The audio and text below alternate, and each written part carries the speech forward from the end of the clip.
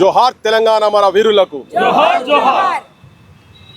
ఇలా ఈ అమరుల స్తూపం ముంగట ఈ కేవీఆర్ అరెస్ట్ మీద అమరుల స్తూపం ముంగట ఎందుకు పెట్టినామంటే నిన్నగాక నిన్న అరెస్ట్ చేసిండు కదా. మొన్న మా వెంకట్రామరెడ్డి ఒక మిత్రునితో కలిసి మాట్లాడుకుంటా నువ్వు చనిపోయిన పీనిగతో మాట్లాడుతున్నావు, నేను చనిపోయి ఉన్నా, ఇప్పటికే నేను చనిపోయి ఉన్నా, నన్ను ఆంధ్ర పోలీసు వాళ్ళు తెలంగాణ ప్రభుత్వము ఆంధ్ర ప్రభుత్వం కలిసి నన్ను చంపేసిండ్రు, ఎందుకు అట్లా మాట్లాడుతున్నావు అంటే తన చెప్పింది ఏంటంటే ఆ బూతులు నన్ను కర్నూలుకు తీసుకుపోయి 3rd డిగ్రీ టార్చర్ చేసేటప్పుడు నన్ను అన్న బూతులు తెలంగాణ ప్రజల పేరు మీద పెట్టి బూతులు, మన భార్యల మీద మన అమ్మ అక్క చెల్లెళ్ళ మీద అన్న బూతులు ఇంకా గింగిరాల లెక్క నా తలలో తిరుగుతున్నాయి. నేను చచ్చిపోయిన శవాన్నే నేను ఇప్పుడు కూడా తీసుకుపోయిన తర్వాత కూడా నన్ను ఫిజికల్గా ఉంచరో నాకైతే తెలియదు. నేనే ఇంకొక 2 రోజులు చూస్తా, తర్వాత ట్రైన్ ఎక్కి నేనే పోయి ఆ పోలీసు వాళ్ళకే సరెండర్ అవుతా అని చెప్పని మొన్న చెప్పిన మాట ఇది. తెలంగాణ అందుకే ఇలా కావాలని అమరుల స్తూపం ముంగట ఇప్పుడు తన మానసికంగా చచ్చిపోయిండు అంటే మానసికంగా ఈ స్తూపంలో కలిసిపోయిండు, శారీరకంగా మాత్రమే ఉన్నాడు. మానసికంగా చంపిన దాంట్లో నేనంటున్నా, నేను A1 చంద్రబాబు అంటలేను, A1 Revanth Reddy. A1 is Revanth Reddy కనుక గట్టిగా ఉండేది ఉంటే ఇలా వాళ్ళ కిస్కా మజాలు ఉండకపోవు. ఆంధ్రోళ్ళు ఇక్కడికి వచ్చి తనని సివిల్ డ్రెస్లో వచ్చి, పోలీస్ డ్రెస్లో కాకుండా సివిల్ డ్రెస్లో వచ్చి తీసుకుపోకపోదురు. మేము ఉద్యమం జరిగేటప్పుడు అనుకునేది, ఓ తెలంగాణ అమరులారా మీ త్యాగాలు వృధా పోనివ్వం, తెలంగాణను దగా కానివ్వమని. కానీ ఇలా తెలంగాణ రాష్ట్రం వచ్చిన తర్వాత కూడా తెలంగాణ జనాలు దగాకు గురవుతున్నారు. ఆత్మగౌరవం లేకుండా అస్తిత్వం కోల్పోయే ప్రమాదం వచ్చి ఉన్నది. ఇలా ఆత్మగౌరవం ఎవరు ఒక విజయలక్ష్మి అంటే విజయం వస్తుందని చెప్పి వాళ్ళ తల్లిదండ్రులు ఆశతో పెట్టిన పేరు, కానీ అదే పాలమూరులో పుట్టినటువంటి నువ్వు తొడలు కొట్టి గడికోసారి నేను నల్లమల్ల పులిబిడ్డ అని చెప్తుంటావు కదా. విజయలక్ష్మిని పరాజయలక్ష్మి అజయలక్ష్మిని తయారు చేసినావు నాయన నువ్వు. నీ అసొంటి ఒక దుర్మార్గుడు ముఖ్యమంత్రి అయితే, నీ అసొంటి ఒక బానిస ముఖ్యమంత్రి అయితే తెలంగాణలో ఆడబిడ్డలను ఇట్లా బట్టి గుంజుకపోతారు, చేతులు ఎటుబడతాడు పెడతారు. ఆడ పోలీసు వాళ్ళు లేకుండా సివిల్ డ్రెస్లల్లా వాళ్ళ పేర్లు ఎవరియో తెలియదు, ఏం తెలియదు. చీకటి రాజ్యంలో చీకటి లెక్క వచ్చి గొర్రెలను గుంజుకపోయినట్టు ఆయనను పైకెళ్ళి కిందాక తీసుకొచ్చి ఒక చదువుకున్నోని ఒక జర్నలిస్టును గొర్ర గుంజుకపోయి పోతుంటే నా భర్త ఇదే తిరుగుబాటు తెలంగాణ ఉన్నది. నువ్వు ఎవరివి అసలు? వాడు చూస్తే 6 ఫీట్లకు ఉన్నాడు, 6 ఫీట్లకు ఉన్నాడు, దున్నపోతోలే బలిస్తున్నారు మొత్తం 3-4. నా భర్తను ఎట్లా తీసుకుపోతావు నువ్వు అని చెప్పానంటే చేయబట్టి గుంజుడు ఆడబిడ్డలను. నేను ముఖ్యమంత్రి గారికి నేను అనొద్దా మాట, కానీ అంటున్నా, నువ్వు నీ బిడ్డ పెళ్లికి నిన్ను తీసుకుపోయి నువ్వు చేసిన లంగ పనికి దొంగ పనికి తీసుకుపోయి బొక్కల వారేస్తే నన్ను అరెస్ట్ చేసిర్రు, నన్ను జైలు కూడా తినిపించిర్రు, నా బిడ్డ పెళ్లికి ఎంగేజ్మెంట్కు లేకుండా చేసిర్రు అని మాట్లాడినావు కదా. ఇలా మీ ఇంట్లోనే నేను అనొద్దు, మళ్ళీ చెప్తున్నా, నేను అనొద్దు, నీకు నాకున్నటువంటి సాంగత్యంతో నేను అనొద్దు, కానీ ప్రజల పక్షాన ఉండి నేను మాట్లాడుతున్నా. నీ ఇంట్లోకే కనుక ఇది జరిగేది ఉంటే నువ్వేం చేస్తావు చెప్పు? నీ ఇంట్లో ఆడవాళ్ళకే కనుక ఒక పోలీసోడు వచ్చి చెయ్యి మీద పెడితే నువ్వేం చేస్తావు చెప్పు?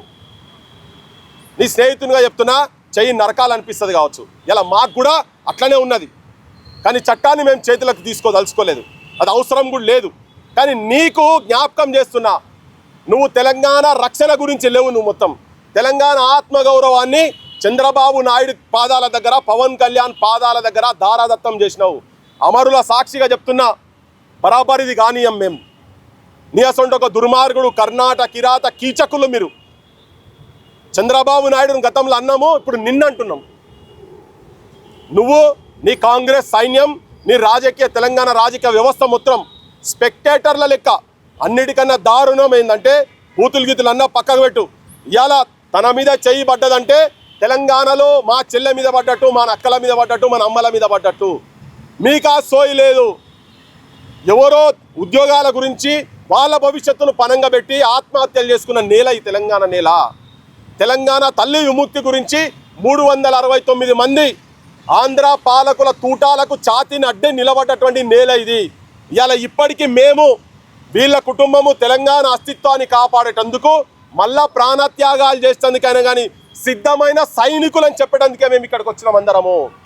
మేము ఇక్కడ ఉన్న వాళ్ళందరము తెలంగాణ సమాజానికి ప్రాతినిధ్యం వహిస్తున్నాం. తెలంగాణ రాజకీయాల గురించి కాదు. మీకు సోయి ఉండదు. మీ అయ్యా జాగీరా అంటే నీకేమనిపించదు. నీ అయ్యా జాగీర్ అన్న కుటుంబాన్ని తీసుకుపోయి యాదగిరి గుట్టల అట్లా మెంబర్ వేస్తావు. నీ కాంగ్రెస్ పార్టీల మహిళలు లేరా? తెలంగాణను ఆమె భర్త చిరంజీవి పార్లమెంట్లో వ్యతిరేకించినటువంటి వ్యక్తి, హైదరాబాదు యూనియన్ టెరిటరీ కావాలని చెప్పినటువంటి వ్యక్తి. ఎవడు మీరు అనుకోవచ్చు కొంతమంది, అరే తిరుపతిలో మనోళ్ళని కూడా వేసారు కదా రాబాయ్ అని చెప్పని అనుకోవచ్చు. కానీ యాదగిరి గుట్టకు ఏ ఆంధ్రోలు రారు దండం పెడతందుకు. ఏ ఆంధ్రోలు యాదగిరి గుట్టల గల్లపెట్టెలు వచ్చి పైసలు వేయరు, బంగారం వేయరు, ఆస్తుల డాక్యుమెంట్లు వేయరు. మనోళ్ళు పోయి అక్కడ వేస్తారు, తిరుపతిలో వేస్తారు. ఇక్కడ వాళ్ళని కాదు, ఇక్కడ మహిళలే. లేకపోతే అక్కడికి వెళ్ళి వచ్చినటువంటి సజయ సొంటోళ్ళు సజయక సొంటోళ్ళు ఇంకెవరినైనా అక్కడికి వెళ్ళి వచ్చి ఆంధ్ర ప్రాంతంకి వెళ్ళి వచ్చి ఇక్కడ స్థిరపడి మన ప్రజల మీద గౌరవం ఉన్నటువంటి వాళ్ళని అస్తిత్వం ప్రమాదంలో ఉన్నది.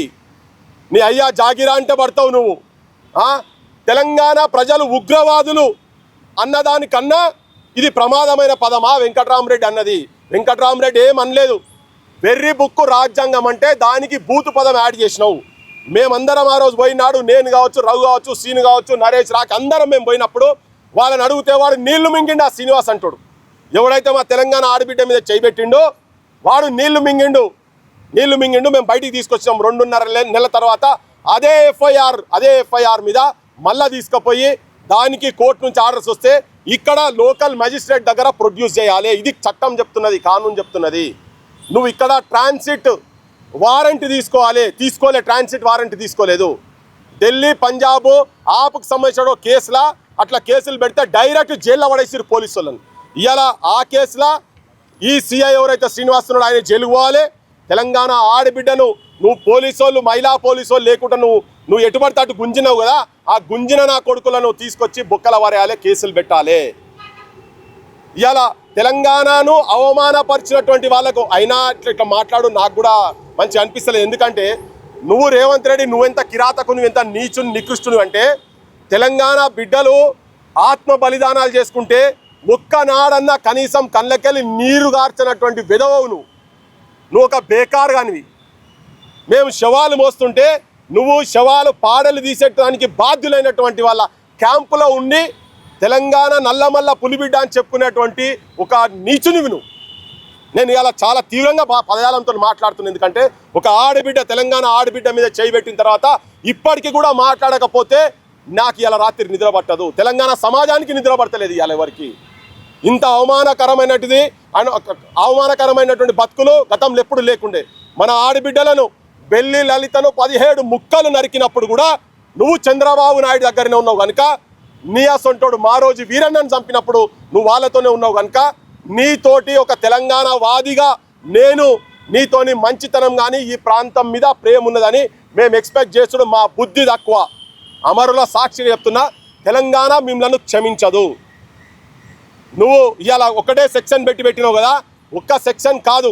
నువ్వు పవన్ కళ్యాణ్ బొక్కల పడేయాలని నువ్వు నిజంగా తెలంగాణ వాదివి అయితే మేము అంటున్నావు కదా, అక్కడ మనుషులను చంపి బూడిద లేకుండా చేస్తున్నారు కదా. ఇవాళ వెంకట్రామరెడ్డిని కూడా మేము ఒకవేళ తన నిజంగానే ఇప్పుడు 3 నెలలు ఉంటాడా 4 నెలలు ఉంటాడా నిజంగానే చంపి ఇంకా వేరే పోలీస్ స్టేషన్లలో కూడా కేసులు రెడీగా ఉన్నాయట. రేవంత్ రెడ్డి నీతోనైతే నేను మంచి జరుగుతాను ఎక్స్పెక్ట్ చేస్తలేను. కానీ తెలంగాణ సమాజానికి, తెలంగాణ రాజకీయ పార్టీలకు మాతోనే తెలంగాణ వచ్చింది, మేము సావు నోట్ల తలకాయ పెడితేనే తెలంగాణ వచ్చిందని చెప్పుకుంటున్నటువంటి కేసీఆర్ కుటుంబానికి చెప్తున్నా, తెలంగాణ ఆడబిడ్డ మీద ఒక ఆంధ్ర పోలీసోడు చెయ్యేసిండు. సిగ్గు లేదా మీకు?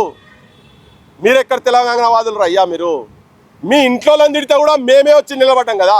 తెలంగాణ వాళ్ళు వాని దగ్గర బన్నారు, వీని దగ్గర బన్నారని అడ్డమైన మెసేజ్లు పంపిస్తున్నారని నేను కాదు, చాలామంది తీసుకుపోయి డీజీపీకి ఇచ్చిండ్రు. మొన్న నాగేశ్వర్ కూడా తీసుకుపోయి నన్ను చంపుతామని చెప్తున్నారు, నా ఇంట్లోలను కూడా తిడుతున్నారని చెప్పి కంప్లైంట్ చేస్తే యాక్షన్ లేదు.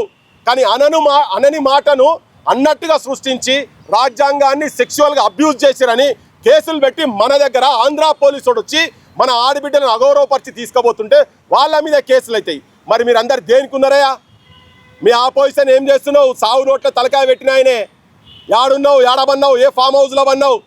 బీజేపీ వాళ్ళు భారత మాతాకి జై ఆడబిడ్డల గురించి మాట్లాడతారు కదా చాలా. యాడబన్నారు, ఏ పొక్కల బన్నారు మీరంతా? ఇగో తెలంగాణ ఆడబిడ్డ మీద ఒకడు ఆంధ్ర పోలీసోడు చెయ్యేసిండు. సిగ్గు అనిపిస్తలేదా? మీ ఇళ్ళ అక్కజల్లెలు లేరా? మీ అమ్మలు లేరా? తెలంగాణ సమాజం ఒక్కొక్కరు యువకులు అందరూ జెన్జీ బ్యాచ్ కావచ్చు, ప్రతి ఒక్కరు ఉద్యమకారులు, ఉద్యమ సంఘాలలో రాసేటోళ్ళు, పాడేటోళ్ళు, పాటలు రాయాలి దీని మీద. ఇంకో తెలంగాణ, నిజమైన తెలంగాణ సంగ్రామం మొదలు కాబోతున్నది. అది ఆల్రెడీ మా మనసులలో స్టార్ట్ అయింది, జనం లోపల తీసుకొస్తున్నాం. నిజమైన తెలంగాణ వాదుల మధ్యలో ఐక్యత రావాలి, కావాలి. రాయండి, ఆర్టికల్ రాయండి. అందరికీ రాసే ప్రతి ఒక్కరికి విజ్ఞప్తి చేస్తున్నా, మీ పార్టీలు, మీకు రేవంత్ దోస్తు కావచ్చు, మీ కేసీఆర్ దోస్తు కావచ్చు, మీకు ఇంకా బీజేపీలో ఉన్నటువంటి వాళ్ళు దోస్తులు కావచ్చు, అన్ని పక్కకు పడేయండి. నిజమైన తెలంగాణ గుండెలతోటి మీ కళాన్ని గళాన్ని ఇప్పాల్సిన అవసరం ఉన్నది. మీరు బయట రావాలి, బయట మాట్లాడాలి. ఇంతకన్నా ఘోరమైన అవమానం ఇంకా జరగదు తెలంగాణకు. ఇది ఎక్స్ట్రీమ్ అయిపోయింది. 100 తప్పులు అయిపోయినాయి. రేవంత్ రెడ్డిని క్షమించేది లేదు. కాంగ్రెస్ను ఇది చూసుకుంటా కాంగ్రెస్లో తెలంగాణ వాదులని పొంకనాలు కొడుతున్నటువంటి కొంతమంది లీడర్లు మొన్న నల్గొండలో పెట్టిన కదా, మావాడు మంత్రి పదవికి రాజీనామా చేసిండు. నీ పాడుగాను, నీ మంత్రి పదవి ఎట్లా రాజీనామా చేసినా మాకు ఎరికే. ఇవాళ రా బయటికి. రేవంత్ రెడ్డి, నువ్వు పవన్ కళ్యాణ్ను తీసుకొచ్చి బొక్కల వారేస్తావా లేదా? కోడి చెరువు మీద ఎంక్వైరీ చేస్తావా లేదా? ఆ భూమి కాడ పోయి కూర్చొని కోమటిరెడ్డి వెంకటరెడ్డి కూర్చోవాలి. నీ సామాజిక వర్గానికి సంబంధించినటువంటి బిడ్డనే కదా. అవమానం అనిపిస్తలేదా మీకు? బొక్కల వారేసేదాకా, జైళ్ళ వాళ్ళని మరేసేదాకా నాకు మంత్రి పదవి వద్దు అని రాజీనామా చేయి. కోమటిరెడ్డి చెప్తున్నా, రాజీనామా చేయి. ఇలా అడుగుతున్నాం మేము నిన్ను. పొన్నం ప్రభాకర్, నువ్వు రాజీనామా చేయయా? బయటికి రా, తెలంగాణ గురించి కొట్లాడు. మీ పార్టీలోకి వచ్చి ఇటే రమ్మంటే ఇల్లంతా నాదే అన్నట్టుకు వచ్చి తిన్నింటి వాసాలు లెక్క పెట్టేటోడు కథం పట్టించేస్తున్నాడు. మీ పార్టీని కథం పట్టించేస్తున్నాడు రేవంత్ రెడ్డి మొత్తం. నేను మళ్ళా చెప్తున్నా, రేవంత్ రెడ్డి ఆంధ్ర పాలకుల, ఆంధ్ర పెట్టుబడిదారు వర్గాల చేతుల్లో ఒక కీలు బొమ్మ, ఒక లాయల్ బ్రోకర్. తెలంగాణ సమాజమా మేల్కోవాలి. ఇటువంటి దుర్మార్గులను ఎండగట్టాల్సిన అవసరం ఉన్నది. పల్లెలా రేవంత్ రెడ్డి గుండెల మొత్తం ఉన్నది. గుండెల నిప్పులు రగిలేటి నిప్పులు ఉన్నాయి మొత్తం. చంద్రబాబు నిప్పులు, లోకేష్ నిప్పులు, లేకపోతే లోకేష్కు పుట్టబోయే బిడ్డల నిప్పులు, చిరంజీవిల ఫ్యామిలీలో వాళ్ళకు పుట్టబోయే బిడ్డల నిప్పులు ఉంటారు. కానీ తెలంగాణ ప్రజల నిప్పులు కావని రాష్ట్రాలు కూడా జర సోయికి రాని, ఆ పాటలు పాడే వాళ్ళు కూడా సోయికి రాని అని చెప్తున్నా. ఇంతకన్నా అవమానం మాత్రం ఈ ప్రాంత ప్రజలకు జరగదు. నేను చెప్తున్నా, 100 మంది ఆత్మహత్యల కన్నా ఘోరం ఇది. చేతులు పెట్టేదంటే ఘోరం ఇది. ఇది మన పరువుకు సంబంధించింది. హత్యలు జరుగుతాయి. ఇట్లా ఎవడన్నా చేస్తే, వేరే బయట ఎవడన్నా చేసేది ఉంటే హత్యలు జరుగుతుంది. వాడు పోయి అక్కడ ఉన్నాడు. ఈ చట్ట ప్రకారంగా నువ్వు ఆ శ్రీనివాస్ అంటోని తీసుకొచ్చి బొక్కల వారేసేదాకా ఈ పోరాటం ఆగదు. నీ అసొంటి ఒక రజాకార్ల మైండ్ సెట్ ఉన్నటువంటి రజాకార్ రేవంత్ నాయుడును గద్దె దించేదాకా మళ్ళీ చెప్తున్నాం. నువ్వు గడికోసారంటున్నావు కదా, మూసీలో నువ్వు ఎవరిని దొక్కుతావో తెలియదు. కానీ రాజకీయంగా మూసీల మురికి కాలువల నిన్ను తెలంగాణ ప్రజలు, తెలంగాణ యువకులు అరికాళ్ళతోని తొక్కి బొంద పెడతారని చెప్పి మీకు హెచ్చరిక చేస్తున్నాం. జోహార్ తెలంగాణ మన వీరులకు, జోహార్ తెలంగాణ మన వీరులకు.